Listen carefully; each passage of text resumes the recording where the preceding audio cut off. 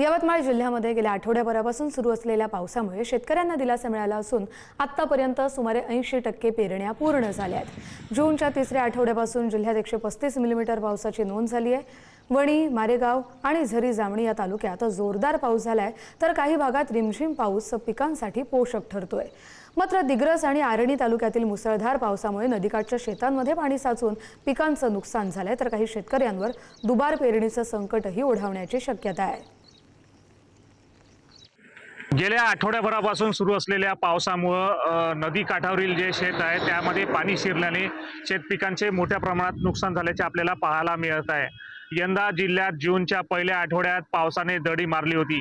त्यानंतर जूनच्या तिसऱ्या आठवड्यापासून आतापर्यंत 135 मिलीमीटर पावसाची नोंद झाली आहे। गेल्या आठवड्याभरापासून चालू असलेल्या पावसाने शेतकरी सुखावला आहेत। आतापर्यंत जिल्ह्यात 80% पेरण्या आटोपल्या आहेत। विशेषतः वणी, मारेगाव, झरी जामणी या तालुक्यात मोठ्या प्रमाणात पाऊस बरसला आहे, तर यवतमाळ व अन्य काही तालुक्यामध्ये रिमझिम पावसाची हजेरी सुरू आहे।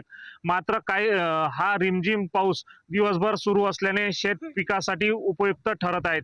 तर दिग्रस, आर्णी तालुक्यामध्ये झालेल्या धुवाधार पावसाने नदी आणि नाल्या काठावरील शेतामध्ये पाणी साचल्याने शेतपिकांचे नुकसान झाले आहेत। शेतातील पाणी तसेच शेतातील माती वाहून गेल्याच्या तक्रारी पुढे येत आहेत। तर काही शेतामध्ये पेरलेले बियाणे पावसामुळे दबल्याने नदी काठावरील असलेल्या शेतकऱ्यांवर मात्र आता दुबार पेरणीची वेळ आली आहे। त्यामुळे शेतकऱ्यांच्या अतोनात नुकसान झाल्याचे आपल्याला पाहायला मिळत आहे।